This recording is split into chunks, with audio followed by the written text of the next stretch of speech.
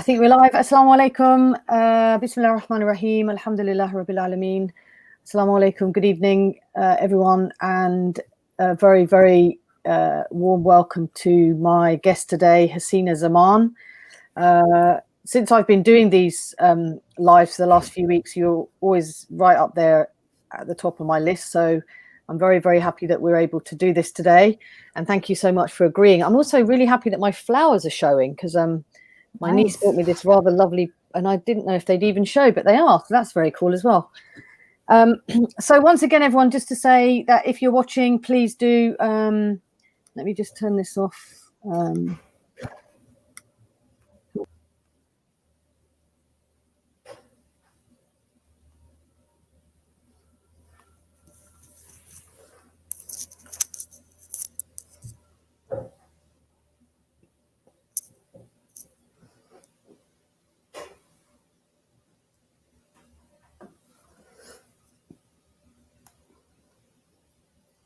Gosh, I think I disappeared there.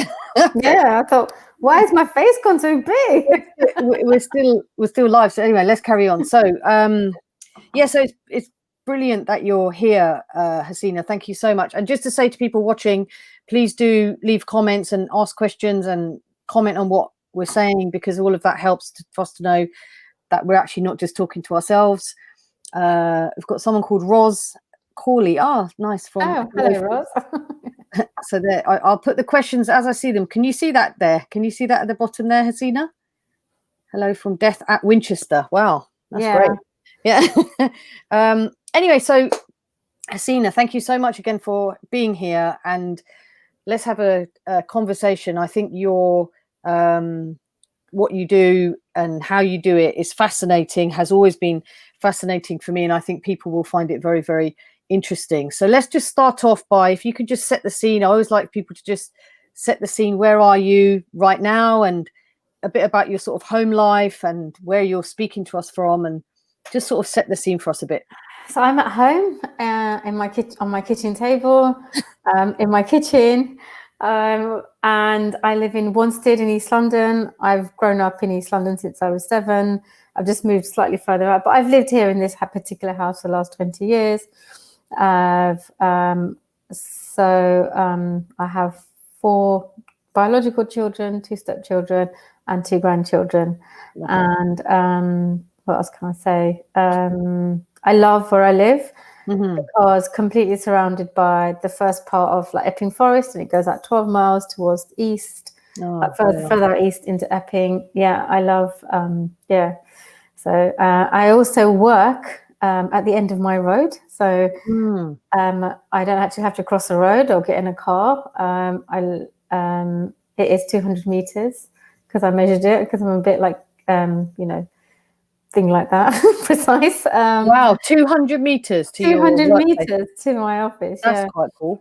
That's quite cool, yeah. And even that story is amazing, because I just prayed and prayed for a whole year, and Allah just said, and one of my biggest concerns of not being away from the family was a really important thing, because my children were all under the age of 12 at the time, and I was a single parent. So I was really concerned that I was going to get back into this really hectic life and, never seeing my kids. And that's why I left work, and which I will go into later on, my main work. Yeah. So I hope that sets the scene. Yeah, it does. And you mentioned Epping Forest. I think, is Epping Forest twinned with Burnett? Well, is it part of the City of London? Yes, owned by the corporation. Yeah. Yeah, so I think it's twinned with our Burnham Beaches here, That's which correct, is the same sort of place to us. Because I remember taking Musa to a gymnastics competition once, and we went past it, and I said to him, "Wow, it looks exactly the same as our local place, basically." So I think it is.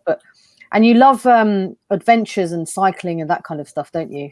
Yeah, absolutely. So I did a sports science degree, and then I taught sports science at further education level, and then a little bit. I finished my teaching career off a little bit in secondary school, teaching all sorts of subjects, not really sports science. And I've always loved sport as a kid. That was like the thing that I used to live for, and it was like my freedom to everything, and particularly the outdoor adventure. I used to go do a lot of rock climbing and mountaineering, and it was just. And at that time, I was it was really hard for Muslim, I was growing up, I grew up near Brick Lane, Whitechapel, right behind East London Mosque, before East London Mosque was not there. It used to be a tent, and we used to go there for like Quran classes. And it was a really, really unsafe place to get out or be seen, and all sorts of issues, layered issues from culture to race, racial, from gendered issues. So what sport allowed me to do is allowed me to leave, not just London, the home London, but the UK, and allowed me to travel. And because it was wasn't to do with a boy or to do with drugs or something that negative. It was I found it was like justification to go and see like beautiful places and do amazing things. Yeah, that's amazing. And just to say, Farah, Assalamu alaikum, and Rahana, and also Naomi Michaels, also from Death at Winchester. So I'm very intrigued to know what Death at Winchester is. So we'll pick up on that in a bit, I guess. So Hasina, you are a funeral director. Is that the right title for you? Yeah, that's correct.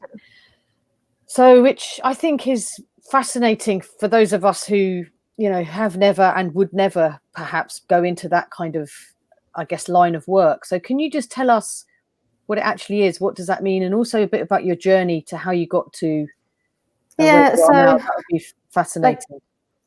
So what that really means, my role is that I work every day with death and people who have just been bereaved, or some people call them in a state of mourning or in a situation of mourning. So we work with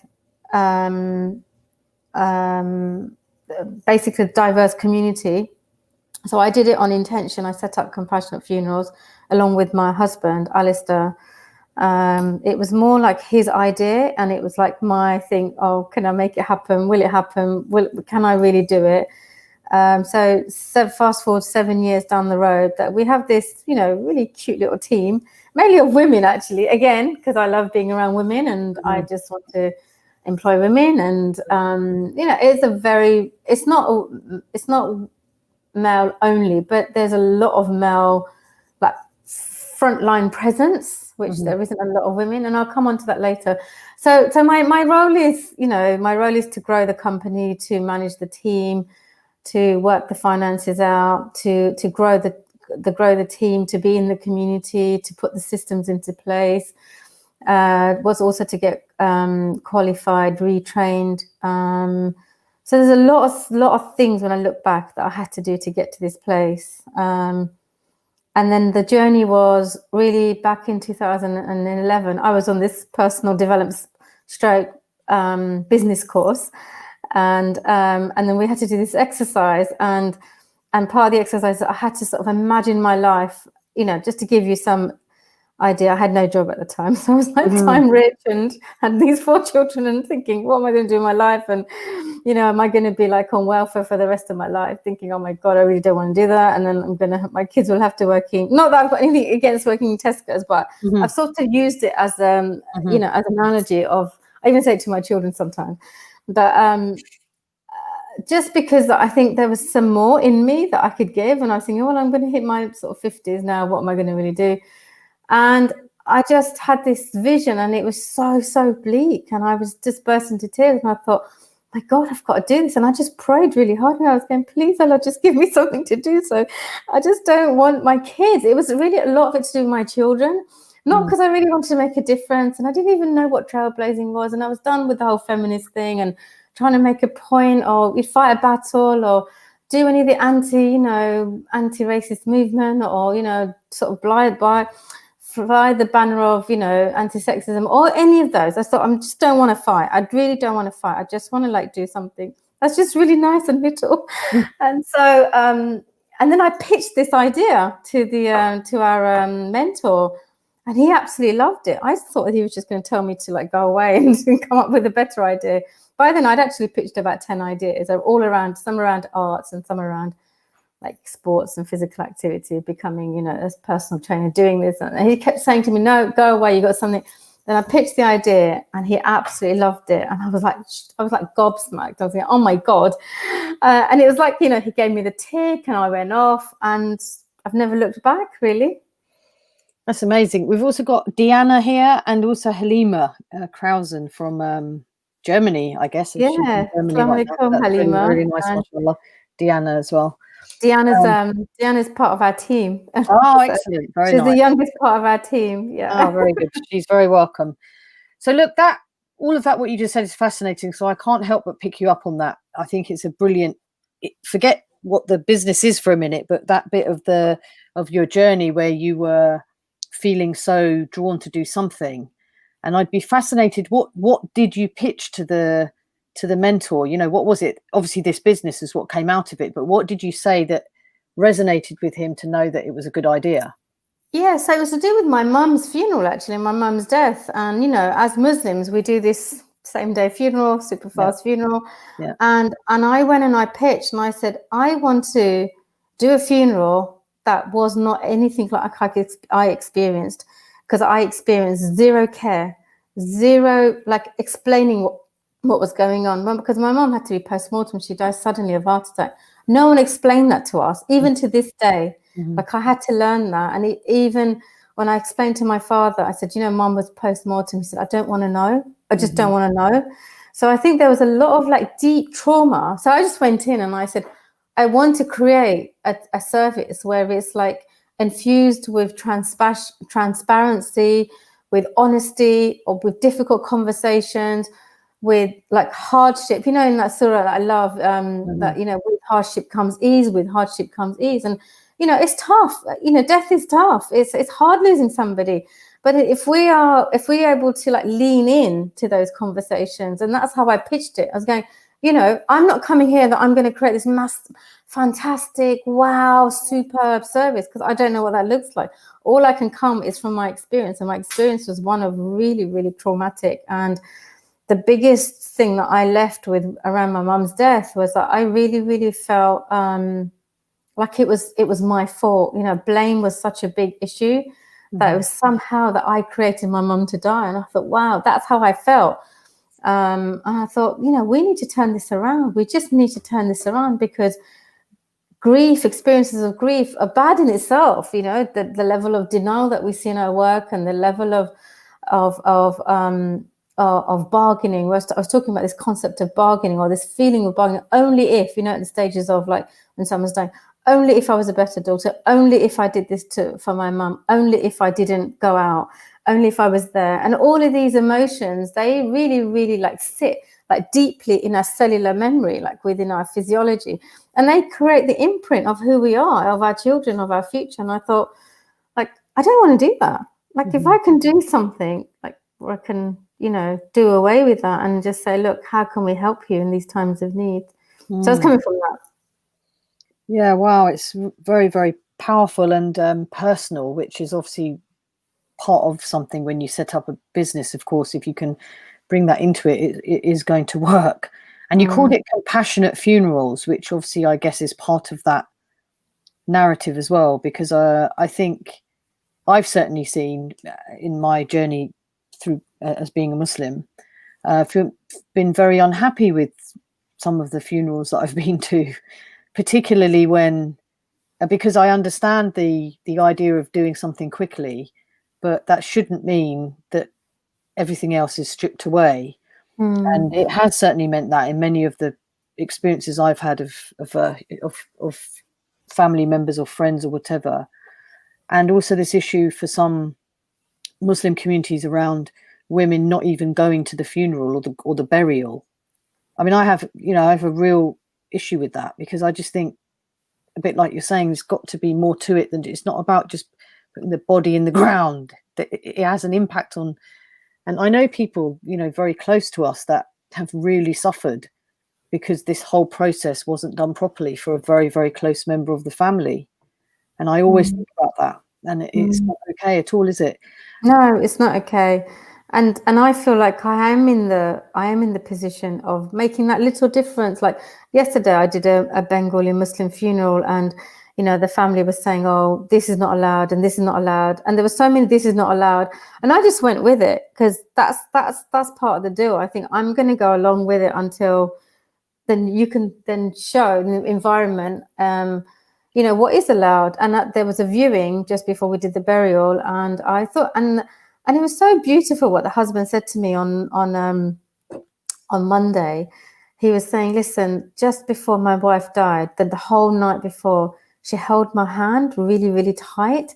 She just clasped my hand, and he's saying it all to me all in Bengali, and it just like made my heart break, you know, like, oh my God, I thought that's just like a real sign of love. Like how, you know, this woman is obviously so ill. She can't talk, but, you know, we can still communicate just through our touch, for our hands.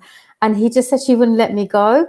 And so that indicated to me that there was deep love in this relationship. And so right in the last 10 minutes, I said, right, I need everyone to go. She had like 25 friends there. I mean, we were doing the whole social distancing, you know, I was like getting people to go in groups of 2. And so I just sort of basically said to all her friends, I said, right, I'd really like you to leave now and just let, you know, the husband be here. And then everyone just like looked at me as I said, are you serious? So I stood my ground and I cleared the room and I just let him be, and I closed and I just said, you know, this is his right for whatever this is what I feel. And I can sense, you know, he just kept saying to me, like, I just had no idea this would be so lovely and beautiful. And when people say that, I just think, yes, you know, like I feel like the compassion has been like, do you know what I mean? Like has gone through. Yeah, and the reason we went with the word compassionate funerals is because I love the verse Bismillah Rahman Rahim. It's like my best verse. It's the verse that I use like when I'm really scared and when I'm just like in awe of something. So I just don't use it for when I'm feeling really like emotionally low. I feel it. I you know, even the word Bismillah, I just love that. And obviously I wanted to create a service for the whole community. I was not going to be able to call it Bismillah Rahman Rahim, and we wouldn't get any work, you know. So I just went for I just thought, yeah, compassionate. That's nice. And in the industry, people call us, you know, they actually just call us compassionate. They don't use the word funeral, and I think that's quite sweet. Yeah. I love that. No, look, that story that you just told, simple but absolutely beautiful, honestly, because what you did there was, I mean, I had goosebumps when you were saying it. I feel like what you did there was give him, you know, permission in a way that he otherwise probably wouldn't have asked for. And sometimes, you know, this idea that people don't even touch the person, or there's almost these things, and it just seems so detached from what you basically just explained. So I feel like it's such an amazing thing. As you say, you have to just go with what families want, but if you can just put something in, that's a really beautiful thing, honestly. And we just had a message from Rabbi Charlie, saying there's so much overlap, so much in common with the Jewish traditions, or certainly the sort of community stuff, I guess we could say, where, you know, there's things that women can uniquely bring to a situation. And, you know, we totally agree with that, of course. And that brings me nicely onto the idea. You must be surely one of, I would have thought, very few. I was thinking the only one, and then I thought, no, that can't be true. And then very few Muslim women, then I would say. In fact, someone on my Facebook mentioned he knows a couple. And of course there will be people, but I've come across only the people who, you know, the guy in your local area who just steps up when someone's died and everything just sort of starts happening before you've even known what's going on. I know people like that, but they've all been men. So how many Muslim women are there doing this type of work that you're doing? I don't know percentage wise, but I would say there's probably a good, I haven't got the numbers, but I would say there's a good number of women in leadership positions. And what I mean, they are the directors of the company. I was trained by another female funeral director. And again, that was on purpose. I just wanted to be around a female funeral director who was going to be, you know, my mentor, my teacher. And her name's Anne Beckett Allen, actually. So I don't know if she's watching or listening, and she may do in the future. But yes, I do want to give her a big shout out, because she is, I'm not just saying it, but her funeral director, Rosedale, they do amazing work in the community.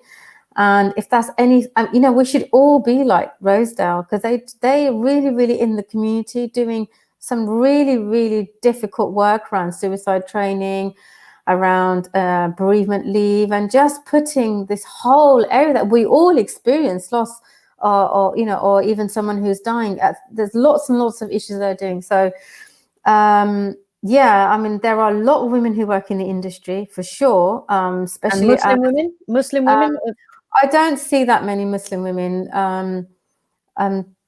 Yeah, I do know some Muslim women that work in the industry. I wouldn't say there's hardly any leaders yet. And that's the difference, really, because when you're, you know, it's like learning to let's strive together, because this is really about leadership, you know.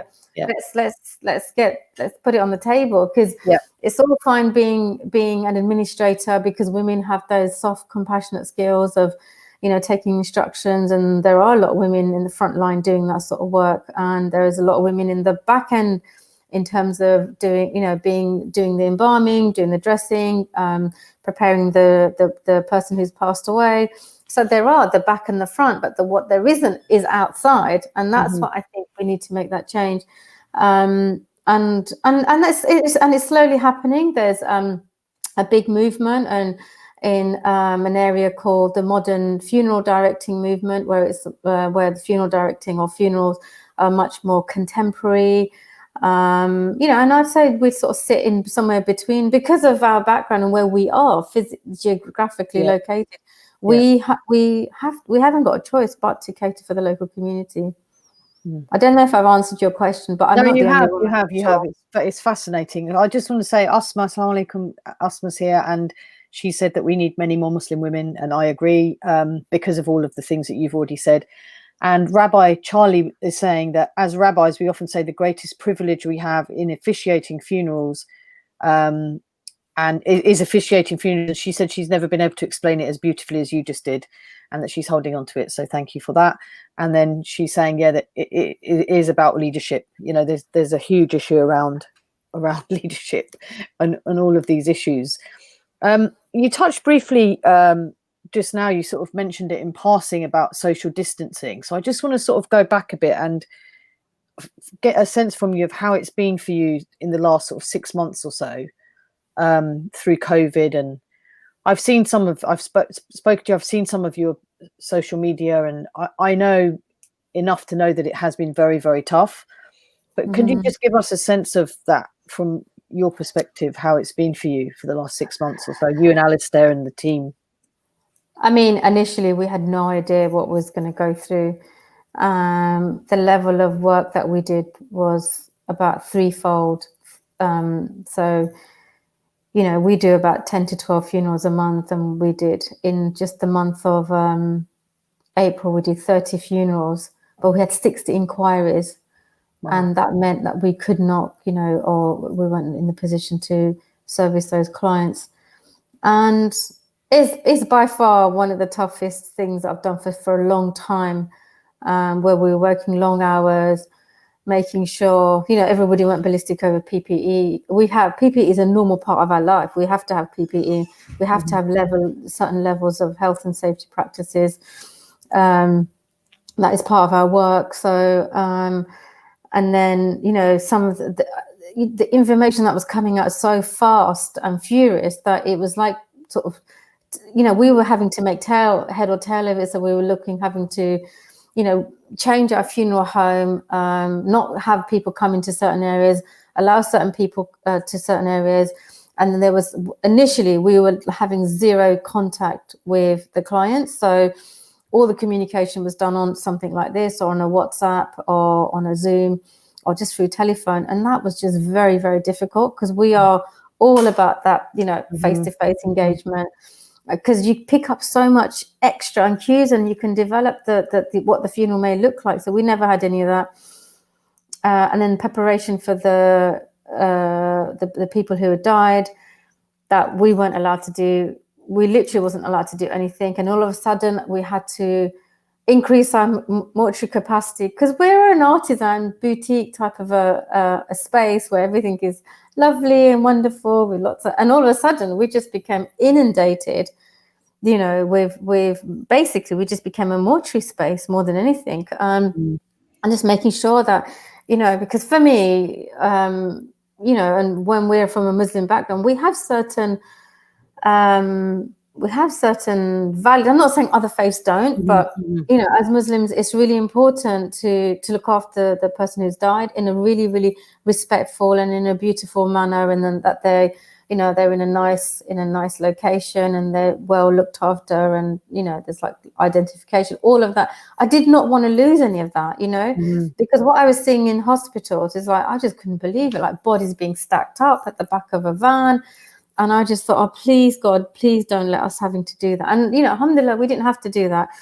So there was a lot of changes that we just quickly had to make. And then it was interesting because 2 of the main funeral directors got the virus, and one couldn't do any funerals and the other wasn't taking any COVID. And so all of a sudden we just had all of these families coming to us, and we thought, well, you know, how are we going to manage? And I just, and it was although I had experienced personal loss right in the beginning. There was Fuad who died, and that just although it sort of really took a lot out of me, and I had him saying to me, you know, don't let this, you know, get you down. It's not important, you know, there's far more important things, because that's how he would talk. And he was like, kids, you know, you have the monkey on the shoulder. I had like Fuad on my shoulder saying like, you know, you've got this, we've got you, you know, we've got you from the other side. And it was like, I was thinking, oh my God, really? Like, you know, have I really got this? I just want to be like everybody else going to lockdown. And, you know, alhamdulillah, it was hard for sure. 100% it was hard. There was times when as a team, we were just thinking, oh, you know, what if you get it? And what if you get it? And I was saying, no, let's not think like that. Let's just stay healthy. Let's whatever, you know, look after yourself, go for your walks, do whatever you have to do, eat, take whatever, I don't know, tablets, I don't know, tree bark, orange thing, I don't know, mushroom thing, whatever you've got to take whatever you've got to do. And, you know, alhamdulillah, because my father's a homeopath, and he's an interesting character because he's 83 just now. And I used to go and see him, I used to speak to him. And initially he was really scared. So the fear was really, really big at the time. In the first few weeks, it was like, you're thinking, oh my God, if you look at somebody, you might get it, and just like drop down dead. And so it was a tough call. But then once you're in the work, it didn't really matter what was going on, because I thought, listen, I'd rather die. And we all said this, it's like a covenant. We'd all rather die doing our job rather than sitting at home twiddling our thumbs, you know. That's a decision we took. And it was a colleague of mine actually, and I thought, wow, you know, the girl's got courage. She went, if you stop me from coming to work, Hasina, I will just go and volunteer my time, because do not stop me from exercising my tools. You know, we're gifted at doing this work. And when she said it like that, I thought, yeah, who am I to like even have opinions of shutting down our service? So it was for sure hard. And I think some of the things that was really, really hard were we couldn't find people who died in the system, and then that was then putting a lot of pressure and another level of pressure onto the families, because they thought their loved ones might be, because of coronavirus bill, the act sort of gave the authorities to cremate people, you know, if they wanted to, but it didn't come to that, you know. And the system worked. When I mean system, the hospitals, the coroners, the police at times, the registrars, it's like we all sort of came together, a bit like Avatar, you know, and everyone just like in this big sort of, everyone just helped each other, and people were just giving out their mobile phones. It was actually extraordinary. It was extraordinary. I'd never felt like that before, because normally everyone just wants to work in their own little holes or in their little bubble or within the organization. But everybody just came and just made sure, you know, we were able to get those funerals done. Yeah. It's amazing. Asma just said it's courageous. It really was, and still is, I guess, what you're doing, courageous. And it's really quite eye-opening what you're saying. And how do you, I mean, you say you've never been through anything like that before, and I can imagine that to be the case. And how did you, and how will you continue to look after yourself? Because it must be hard anyway, dealing with people dying. As you say, it's a difficult process working with the families, and through all of this, it's been even harder. How do you, as Hasina, look after Hasina at times like this? What do you do? What have you got? Any things that you do, or any prayers that you know? How do you do it? Well, I do my prayers. I try and do my five prayers 5 times a day, and I'm like a really simpleton when it comes to prayer. I just like go down this just at the end. And I said, "Allah, what if it's in my way? Right, just make it really easy. Whatever it is, just make it really easy. And if I need extra, then give me the extra from whoever, whatever, however. I don't care. I'm like, whatever. So I definitely, and then I do things like there's a Naqshbandi dhikr that I do where you say certain verses. You do astaghfirullah 70 times. There's certain things that I ground, and when I say those things, that's like, I just feel like whatever comes, Mm-hmm. And I do like being physical. People who know me really well, I love walking. I've just got back into like going into the mountains, like the big mountains. So like I love skiing. I love the outdoors, and I just feel like it's a really nice balance. And how do I really also look up for myself is like when I am feeling emotionally like pulled and like flattened, I just go with it. I just say, look, I've learned really, really just to say like, I don't feel right. And this is how I feel. And I had one day, actually, I had so many phone calls where people were literally, there was just dying, somebody was loved one was just literally dying. I think I had like something like 10, 15 phone calls that day. Because, I wanted to sort of understand, normally, Julie, we only get probably 10, 15 phone calls a month, right? Mm-hmm. So in a day, I was just getting phone call after, and it just really, really like penetrated my whole being. Yeah. And I just thought to myself, my God, I just don't know how to deal with this. I've never had this before. So I just started crying, and I went to bed and I was still crying. I woke up to do my prayers. I was still crying. And I thought, right, I have to go to work. And whenever I went to see somebody, I held a team meeting and I cried through the team meeting. And it's a bit like, Brené Brown's work. It's just allowed to be vulnerable, because it's not going to last. We're not made to cry forever, but we are made to cry. Yeah. And it just didn't stay. I found it really like, to be just so openly weak. Yeah. I mean, it's very moving what you're saying, and I think obviously because you really care, the fact that you've called your business Compassionate Funerals and you've given us a snapshot of why and what you bring to it, and of course you're saying that you didn't want to lose that, however kind of robotic you had to be about everything. You wanted to keep the dignity and keep the compassion. And that's it's a very noble thing that you're doing, as it is for everyone. As you say, everyone's trying to do their best within. But I just think the reason you will be feeling it is because you really feel it, because you are, someone that really cares. And I think it's a massive service that you've done for families and, all of you in the industry. I really salute you, because I kept thinking about it and I thought it must be so hard to keep the standards and all of that while going through something so very different. And do you foresee a time like that happening again? What's the kind of... I hope not. I don't think so. I think the systems become much, much more like faster. The processes are faster of getting once someone dies, getting a funeral director appointed, knowing whether it's going to be a burial, cremation, repatriation, all of those happening very, very fast. I don't mean just with ourselves, but the families are realizing that, they really have to move, otherwise, because what that can't be in the system is a blockage. When you have, say, 20 dead bodies in the place, that's what's called a blockage in the system. So when other people are dying, there's nowhere. So it has to be, it has to all go through. So I think all the different various agencies have realized that they have to start moving the paperwork. They have to, start just keep the whole thing going. So, and in terms of our work, because everyone's saying to me, "Oh, are you seeing the numbers?" We're not seeing the numbers is in death by from coronavirus. So whatever people are dying from, they're dying from. And I don't think the numbers are going up like they did before yet. I know we're due to go into a, sort of a lockdown tomorrow for a couple of weeks. And I feel like this time round we are much more robust, and even every Monday I'm saying, right, what do we need to have? What do we need to get, as in like equipment? So we just put that in, and I always like to have more than I need, like like a lot of things and a lot of people. And alhamdulillah, it was really nice. There was like, we had ample PPE,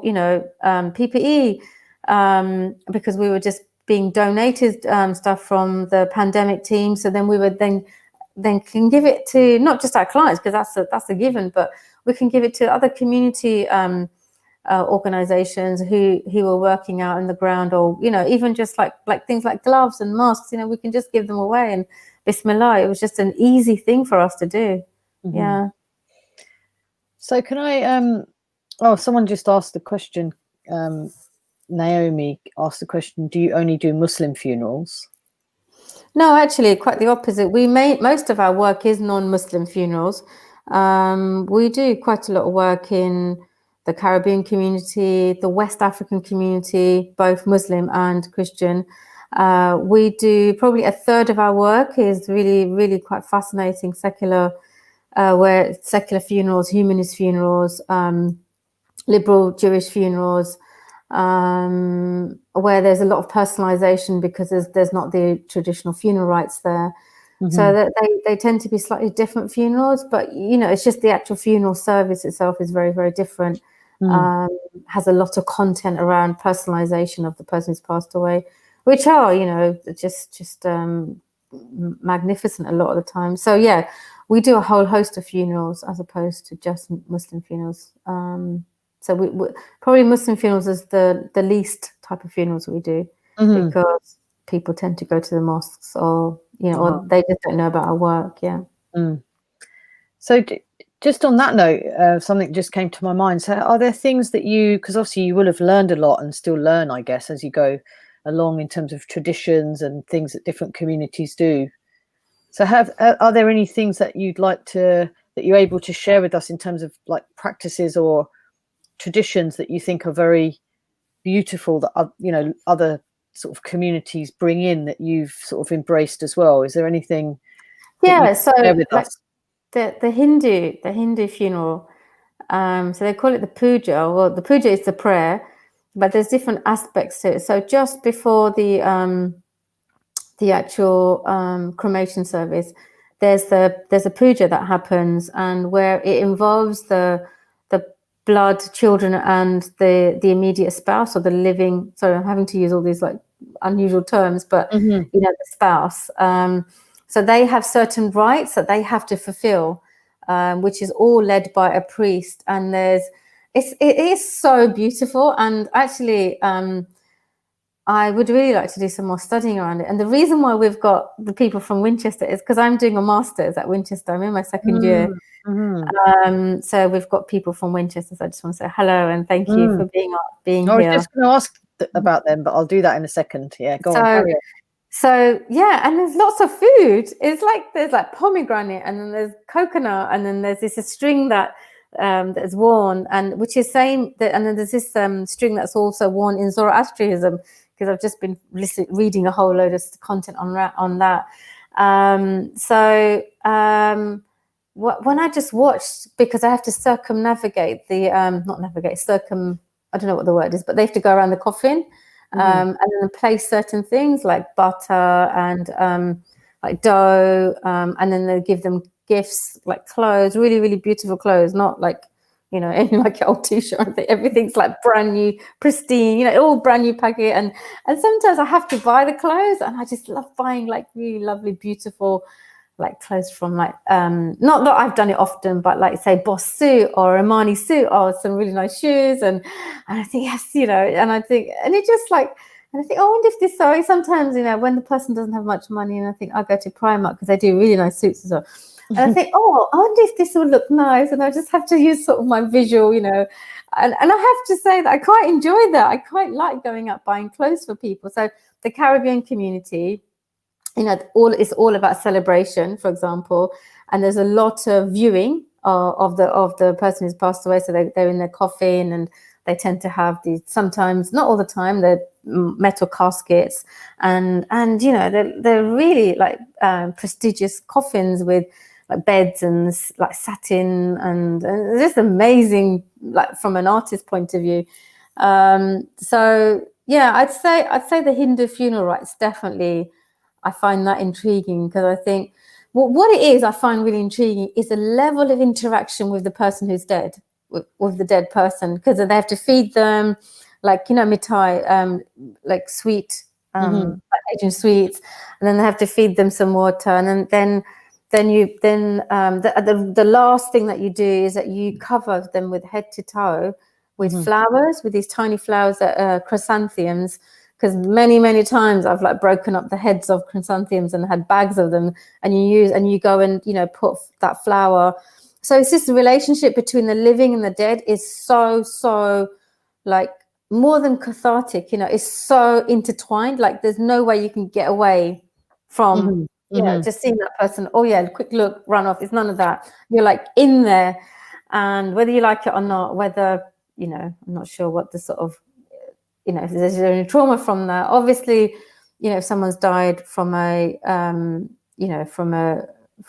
had a traumatic death, or death from murder, or it's not a right thing, then we would advise the family and get them to steer away without having an open coffin. But most times we've got a couple of Hindu funerals going on at the moment, and and I'm thinking, and again, since COVID, we've not been able to hold this open coffin experience or viewing or anything like that. So, and that's been tough, but we've just started doing that in the last 6 weeks or so. Yeah, and those changes have been very painful, of course, for people who can't do what they normally would ordinarily do. So I just want to read out a few things. So Carolyn was saying that we need to hear more about these kinds of things. We don't hear enough. And also asking about your organization. So it's Compassionate Funerals. What's your website? It's Compassionate Funerals, plural.co.uk. Okay. So everyone needs to look at that. So that's good. And then Amira, Assalamu alaikum, she's from Liverpool. She's asking, do you do green burials? Yeah, I mean, I love green burials. Sorry, I have to say it like that, because I really, when I first started doing Compassionate Funerals, I just wanted to do the whole green, groovy, eco, as less damage to the environment as possible. But yeah, we absolutely do green funerals and green burials, or green, even cremations, where there's a wicker basket and there's a minimal, and it's interesting, the biggest impact of funerals is actually the cars, believe it or not. So because the vehicles are so big, the hearses and the limousines, and that's what creates the biggest pollution. It's not actually the cremation or the burial itself, because that actually creates exactly the same level of the CO2 gases, but it's the actual the vehicles that's used during the funeral. So a lot of actually families, we call this thing called the walking procession funeral. It starts from our funeral home, because we are physically like 100 meters from the City of London Corporation Cemetery.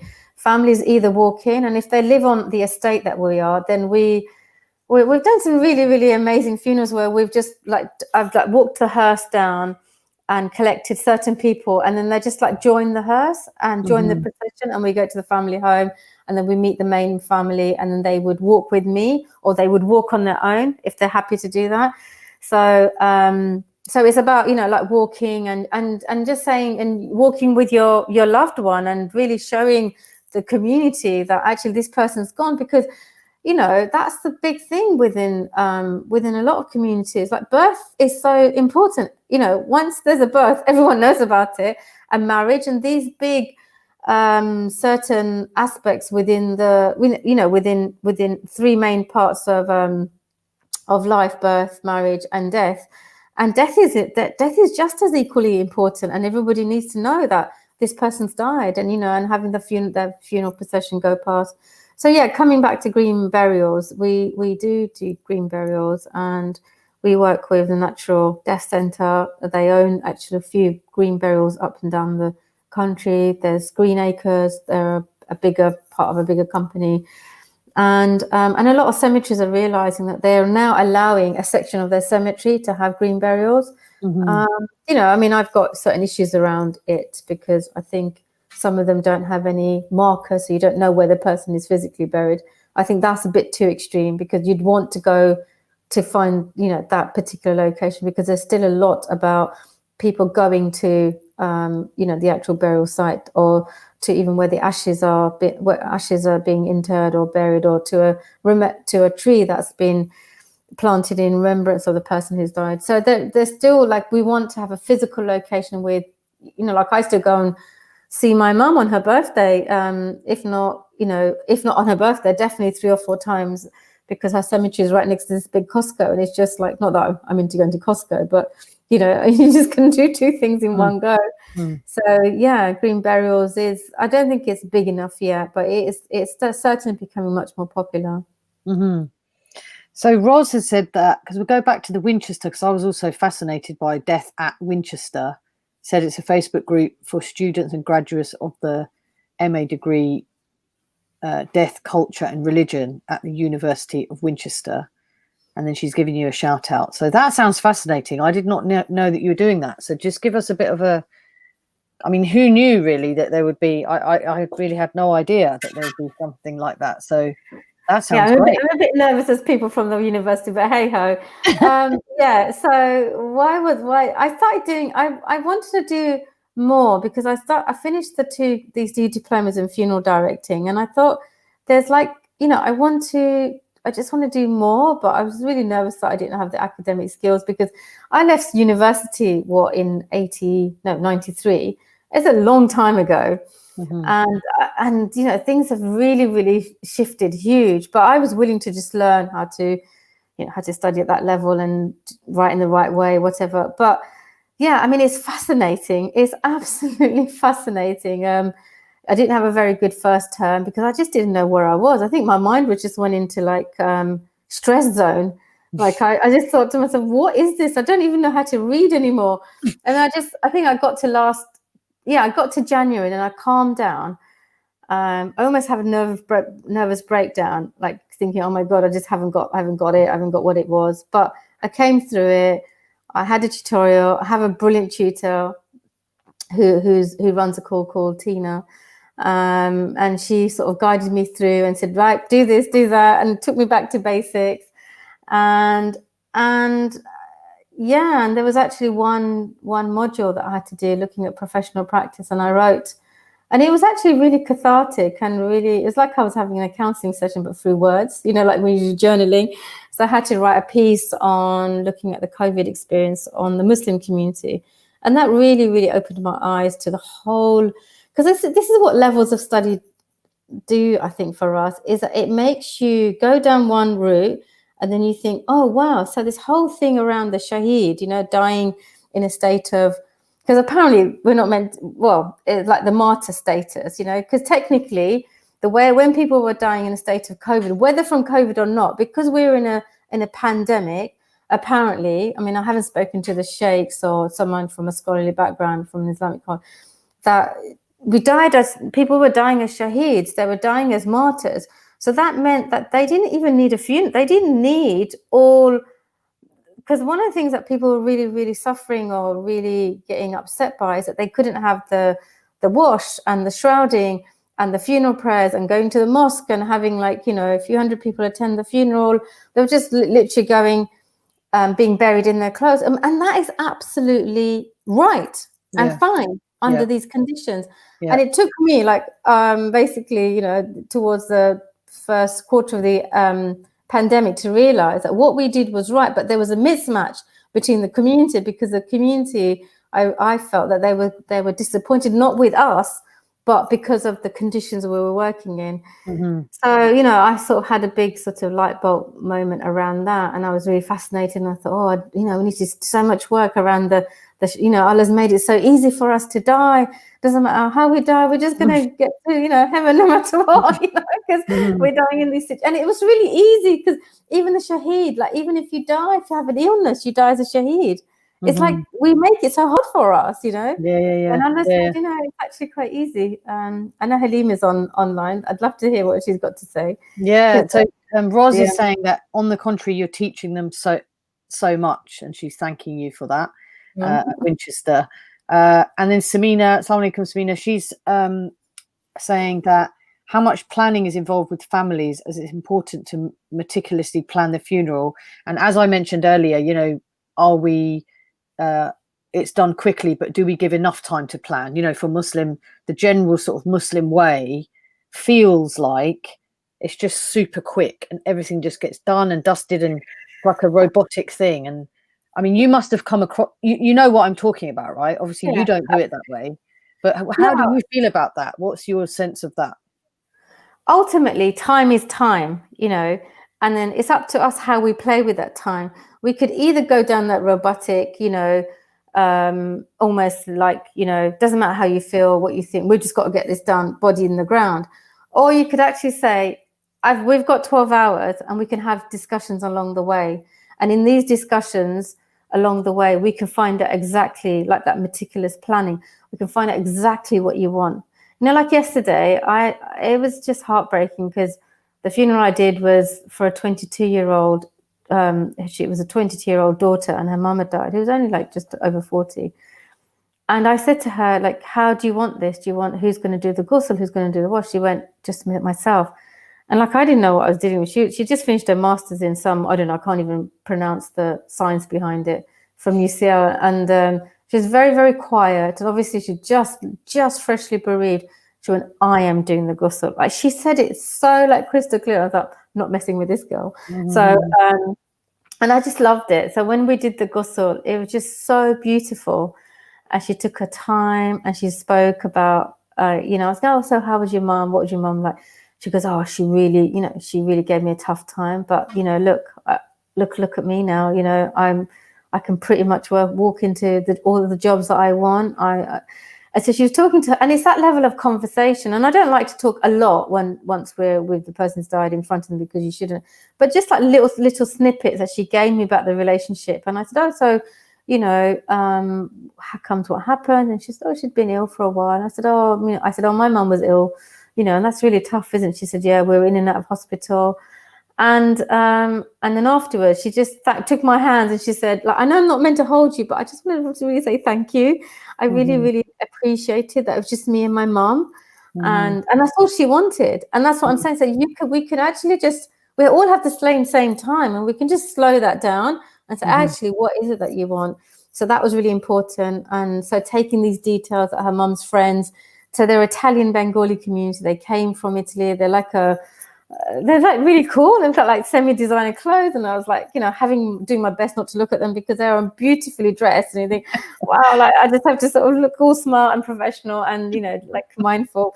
But, you know, it's just like knowing those tiny little like nuances with certain communities, and also yeah, so because again they're a family from Bangladesh, they were live streaming the viewing, you know, the woman who passed away, her face, and it was quite traumatic. People were really crying on the phone, and I don't know which countries, it definitely wasn't here. So that's happened quite a lot throughout, is people live streaming, you know, instead of not being able to come to the viewing, so they view the person who died. And we just allow that to happen because, you know, who are we to say? I know there's certain funeral directors, I don't know about funeral directors, but definitely cemeteries, you can't even take a picture, you can't take any video, and then, you know, they're very, very strict. So, but we're quite relaxed because we think that, do you know what, this is your funeral. We're just a service provider, providing you the environment and the space to do how you want to do the funeral. Yeah. So just Amira was mentioning that she saw a fascinating course to be a death doula, and then Roz is mentioning there's something called soul midwives, and then Amira was saying she's hoping to organise a workshop with a solicitor for converts on will and funeral planning because of the issues that can arise. And then she's also saying, what a bit like I said, that you know, the whole process often for a convert, but I think for other Muslims too, it just feels so quick and impersonal. Obviously what we've just been I mean, so when it comes saying. to, sorry, Julie, so when it comes to like will writing, the funeral planning will sit, hand in hand with the same process. And there are sections in the will that you can actually say, you can actually nominate your funeral director. So when Fouad passed away, I had a lot of, because we belong to a bigger group, a bigger study circle in North London, quite a few converts and non-converts rang me up and said, right, just want to let you know that I've put you in with my will. And I was thinking, oh, like, okay, that's very nice. But I said to write the details, write exactly like, who do you want to be viewed? Are you happy to have a kafan shrouded in a kafan, or have you got your own kafan? Because even like little things like the kafan, people would like say, oh yeah, like, so they'd bring a kafan because it's the thing that you do when you go to Makkah, you buy your own kafan and you keep it. And the material would be that big. And I'd say, okay. But it's like, instead of saying, well, that's no good, you just say, okay, we just used it. We just integrated it in the, in the thing, because ultimately they've kept that material. So coming back to your planning, it is absolutely important to make sure, because also as a convert, the other issue may be that you have a family, burial plot, a grave, a family grave, and maybe that's what your wish is. You want to be buried within your family grave, and unless you make that very, very clear, some of these like Muslim funeral directors will just like put you in a Muslim cemetery and that's it. But they may not be your wishes. Yeah. And yesterday, actually, really, really interesting. The funeral I did yesterday. So I was working with a dad, and I was just saying, explaining, the deed, the time of the grave, and it's 50 years lease. And he was saying, how does it work? Because they've never attended a funeral, they've never bought a grave. And so, I'm having to explain these like really like technical terms in my broken Bangla. But anyway, I got there, and then he said this really fascinating question. He goes, well, I want to be buried above her. And I was going, well, actually, really good question, but they don't really allow it. But let me ring. So I just rang the cemetery and I went, listen, can you do double depth there? So double depth is to bury double. And in London, especially in the city for sure, all the graves are dug for double, triple depth because we're running out of space.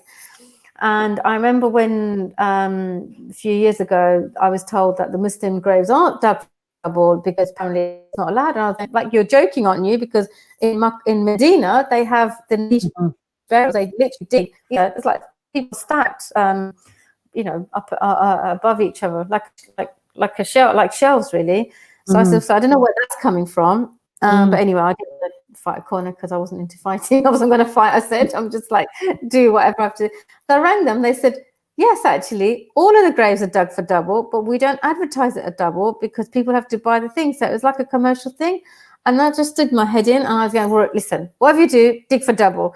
So anyway, so we went to the grave yesterday and I showed, and it was a really, like, again, I know it sounds like really funny in this audience, but when a grave is dug really well, you really appreciate that as a funeral director. So a lot of the natural burials are dug really beautifully, and they have like a nice frame around them and stuff like that. And yeah, so this grave was actually, so he was all happy and he was looking at me. I said, are you okay? You all right with that? He goes, yeah, because I'm going to go there. That's the way he said it to me, just like, So yeah, lots of planning. If you're, especially from a convent background, it's really, really important that you do some of that homework beforehand. If you want to go back to your hometown and there's a family grave, you really, really important put it in the will, and the executor is very clear of your instructions, because it's going to be the executor's responsibility to carry out your wishes. Yeah, no, it's a great reminder. I think we could talk all evening, but it's been honestly fascinating and really moving at times. And I think it's definitely a topic, you've come across as someone who knows their stuff, who really cares, who is very matter of fact about death, because it's going to happen to all of us. And I guess that is the way we need to be about it. And I think, I hope people watching can connect with you, Compassionate Funerals, on social media, and you as a person. And I think, the more we as Muslims and others can have these conversations to stop it from being so robotic and see it for what it is and be a bit more, I guess, compassionate is the right word, actually, because I sometimes don't feel that there's much compassion because everything's just being done. And so I found this very reassuring, what you're saying, and I think other people will have done as well. So just to sort of finish off and lighten things up a bit, Hasina, I've given you a heads up about this, but I like to do a sort of 5 questions in 5 minutes. So this is to sort of wrap things up. We've already gone to an hour, believe it or not. We could probably go on for like another hour easily, but we won't, because that's not fair on people wanting to go to sleep and whatever. But 5 in 5. So really the idea is I'll just ask you 5 quick questions and I'll resist the temptation to sort of discuss them. And it's really just to get people to have a bit of an insight into a different part of you. So the first question, it's sort of 2 questions in one really, but a favorite food and a favorite place, can be anything or anywhere. I have to say, for sure, my favorite food is Thai food. I know she said Bengali food, but it's not. It's actually Thai food. And I have been to Thailand, and I just ate my way around the whole 10 days I was there. And yeah, the food is just so fantastic. Yeah, I love. Have you found good Thai food here as well? Have you got a favorite kind of place in London or something?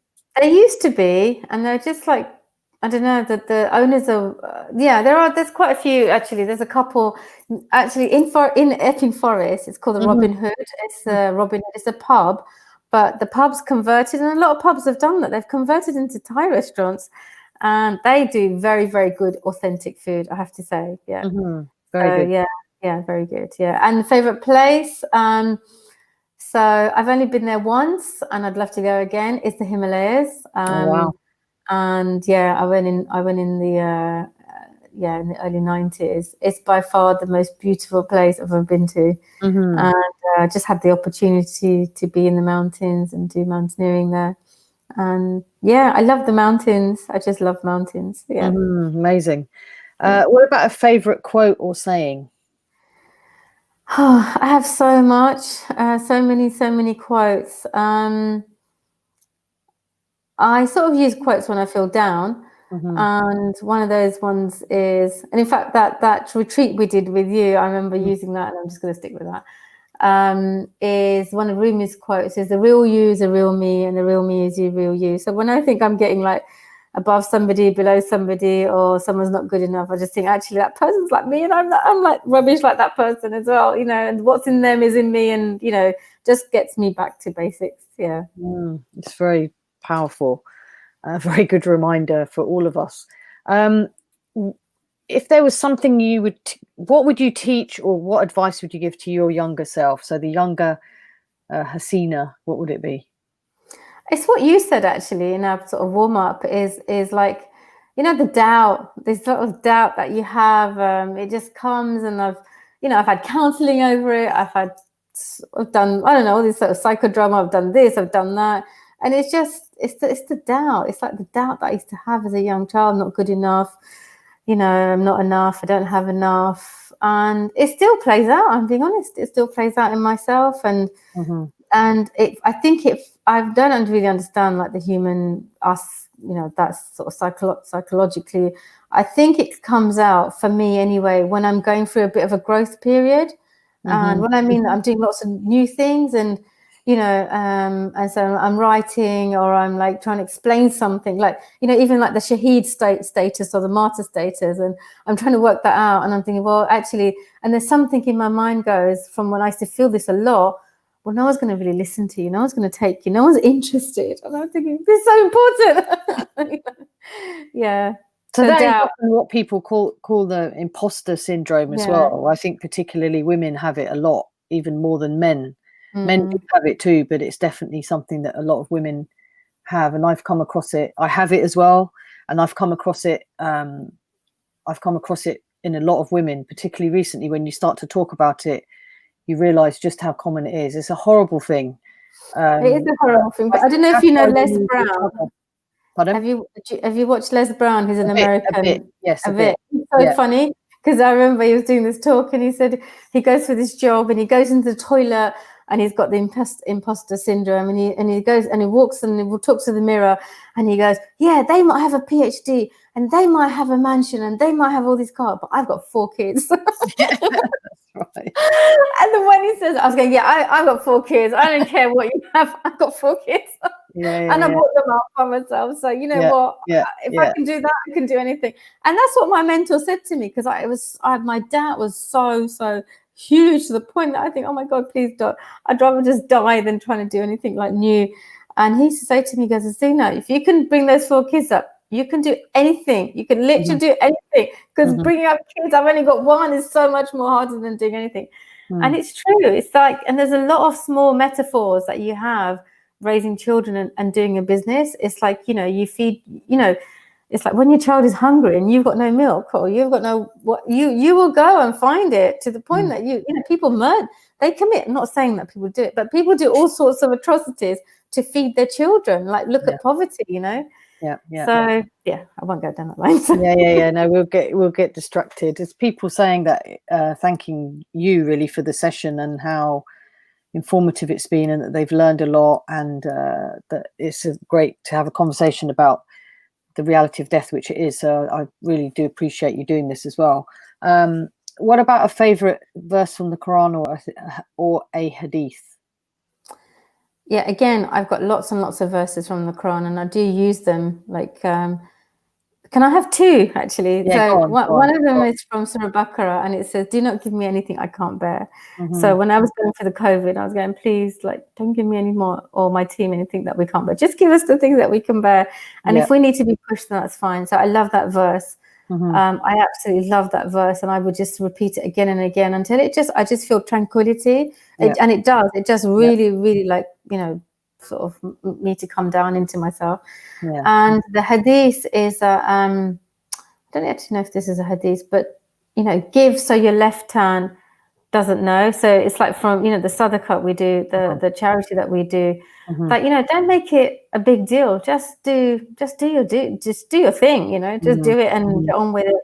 It's not a big deal. And I love that is that, you know, you don't, it's so important that we have to do that. You know, we have to give, and continuously giving, because really I find the more we give, then Allah just gives us. It's the giving is the receiving is in the giving. Do you know what I mean? And I've learned that more and more. And it doesn't matter if we don't receive, because we will receive. It does matter. So it's like, you know, don't give to receive, just give, and that's it. I mean, who am I saying? Because you do Sadaqah Day, so you're like, tops on that. But I think there's something. No, because Sadaqah Day is about time as well, because obviously time is also Sadaqah. It's not just always about money. No, absolutely. There's something very powerful about giving money and no one knows that you're doing it, like no one at all, or helping someone and then just letting it do its thing. It's a very powerful feeling, actually, isn't it? When it's just very, very private like that, and no one knows apart from God somehow. Roz, I just want to say, Roz, thank you so much for your comments and for being here. And Roz is saying thank you, and she's learned a lot, and, you know, appreciate us doing it, but I appreciate you watching. That's always very helpful when you're doing something like this, that people actually watch and get something out of it. So I think that's and Yamima is saying to you, Hasina, that it's a great achievement that you made it through this pandemic, doing the job that you do, and I agree, and doing it so well as well, with compassion, has been very, very moving to hear that. And last but not least, who or what do you need to thrive? Because of course this is all about thriving, right? So who or what do you need in your life to thrive?